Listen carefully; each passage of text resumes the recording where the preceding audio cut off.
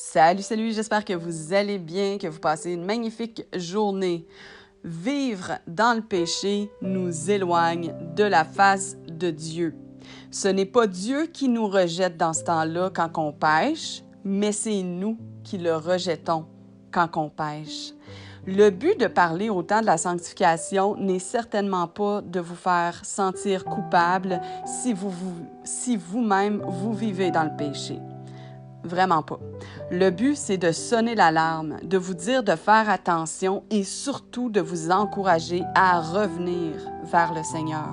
Si vous mourrez dans un péché, il y a des risques que vous n'alliez pas au ciel. C'est Dieu qui vous a donné la force de résister au péché. Peut-être que vous êtes tombé, mais retournez vers Jésus dans vos prières. Repentez-vous à nouveau d'un cœur sincère et il vous pardonnera encore et il vous donnera encore plus de force.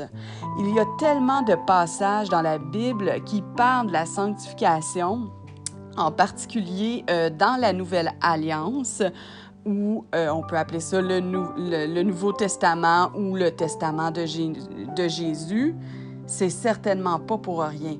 Puis, vous savez quoi? En fait, il en parle vraiment partout dans la Bible. Je le vois dans les Proverbes, il me semble, dans les Psaumes. En tout cas, c'est là, dans les livres des prophètes, on en parle. Dans les Évangiles, on en parle. Mais je fais exprès de prendre des passages dans la Nouvelle Alliance parce qu'on me donne comme commentaire « t'es légaliste, t'es retourné en arrière, ouais, ça, c'est la loi, ça a plus court et blablabla. » Mais c'est dans la Nouvelle Alliance qui n'arrête pas de parler. Vraiment, je suis en train de faire une compilation carrément de tous les passages qui mettent vraiment l'emphase sur la sanctification des chrétiens qui sont convertis. Il y en a presque dans chaque livre, si ce n'est pas dans chaque livre de la Nouvelle Alliance. Fait que c'est pour ça que je vous encourage autant de la lire, la Bible.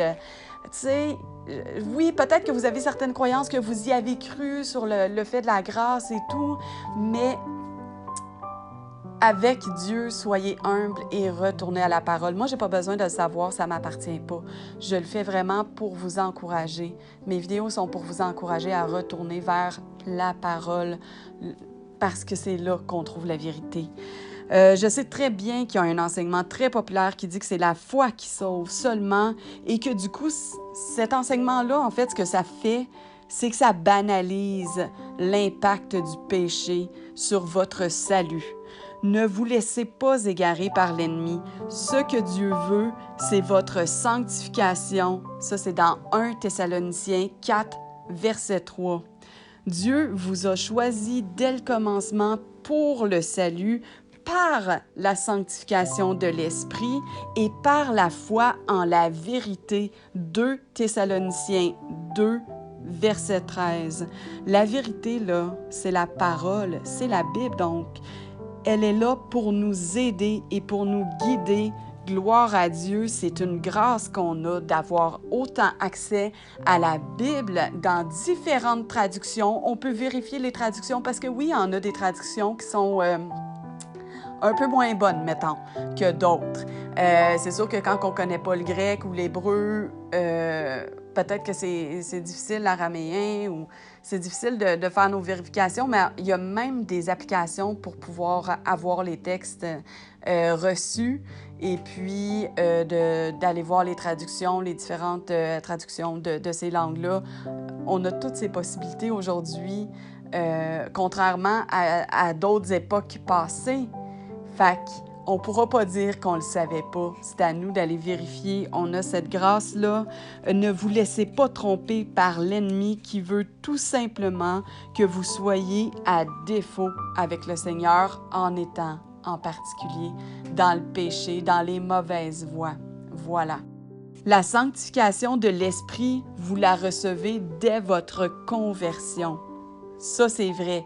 Mais vous devez poursuivre dans ce sens-là par la suite. Hein? On ne retourne pas en arrière, on vit en nouveauté de vie. Donc ça, j'en ai déjà parlé.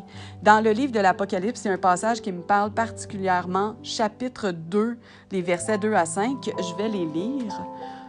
« Je connais tes œuvres, ton travail et ta persévérance. Je sais que tu ne peux supporter les méchants, que tu as éprouvé ceux qui se disent apôtres et qui ne le sont pas, et que tu les as trouvés menteurs, que tu as de la persévérance, que tu as souffert à cause de mon nom et que tu ne t'es point lassé. Mais ce que j'ai contre toi, c'est que tu as abandonné ton premier amour. Souviens-toi donc d'où tu es tombé, repens-toi et pratique tes premières œuvres. Sinon, je viendrai à toi et j'ôterai ton chandelier de sa place. J'ôterai ton chandelier de sa place, ça veut dire quoi selon vous, ça? À moins que tu ne te repentes. Donc, tu sais, dans le verset 2, on voit vraiment l'aspect, verset 2 et 3, toutes les qualités que vous avez présentement. Peut-être que vous œuvrez beaucoup pour le Seigneur, que vous êtes très impliqués, mais à travers ça, vous vous êtes peut-être perdu à certains niveaux.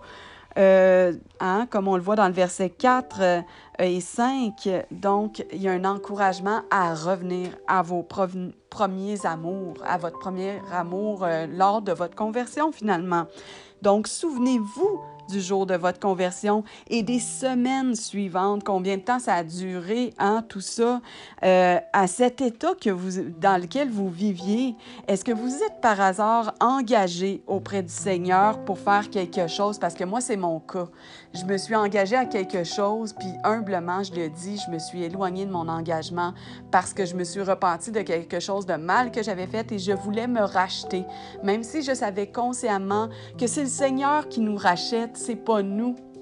Mais je voulais réparer, en fait, l'erreur que j'avais faite. J'avais dit que j'étais maître Reiki, puis je voulais me racheter par rapport à ça, puis réparer par rapport à ça, parce que j'ai entraîné des gens en enfer. C'est ce que je considère avoir fait, même si je ne l'ai jamais fait volontairement. On sait ça. C'est pas volontaire. Je les ai entraînés dans l'erreur, donc vers l'enfer. Et je voulais me racheter de ça et je me suis éloignée de ça. Je dois revenir à ça. Est-ce que vous étiez engagé à ce moment-là à faire quelque chose? Donc, je vous encourage vraiment à prendre un temps là, puis de réfléchir comment vous avez vécu votre conversion, qu'est-ce que vous avez dit au Seigneur, c'était quoi vos premières œuvres, C'est ça que ça dit dans le livre d'Apocalypse. Vos premières œuvres, c'était quoi? Est-ce que vous êtes éloigné de ça? Retournez-y, si c'est le cas, retournez vers le Seigneur. Est-ce que ça se peut que vous étiez vraiment beaucoup dans la prière à ce moment-là, puis vous vous êtes éloigné de ça? Est-ce que ça se peut que vous manquiez de gratitude maintenant, que vous voyez moins l'œuvre de Dieu?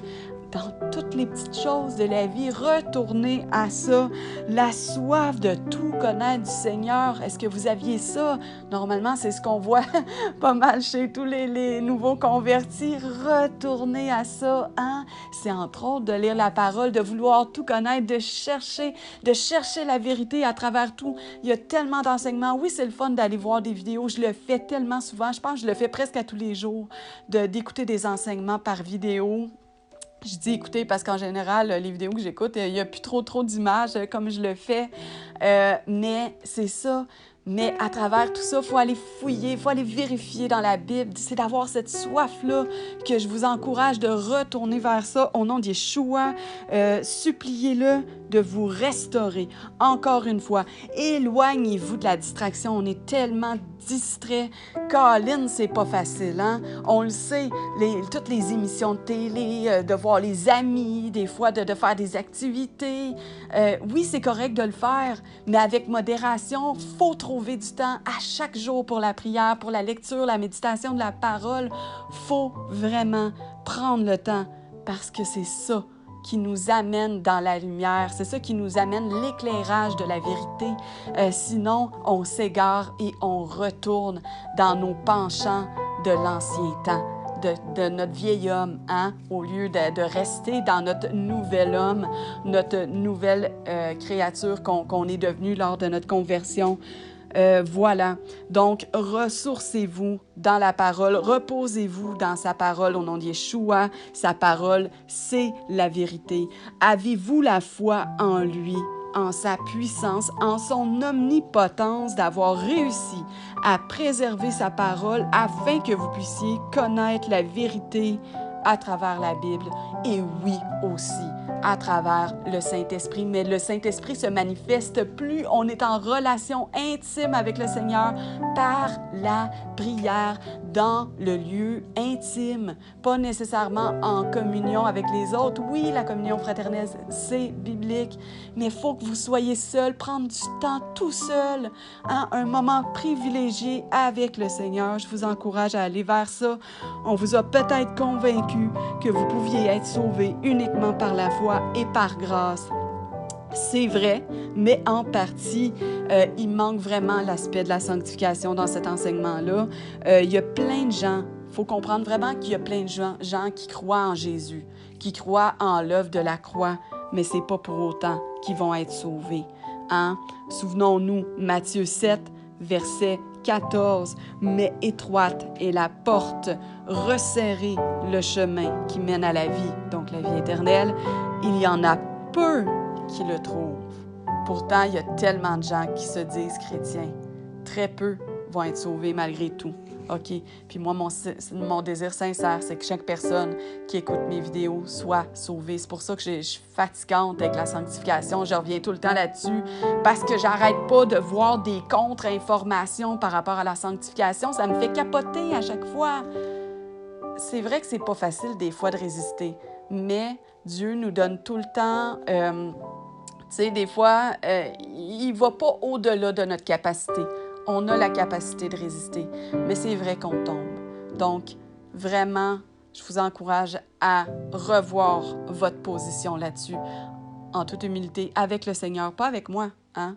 Moi, on s'en fout de moi, je n'existe pas. C'est le Seigneur, parce que lui, il sait tout ce qui se passe dans notre cœur, dans notre tête. Il le sait. On ne peut rien lui cacher. Puis vous aussi, au fond de vous, vous le savez.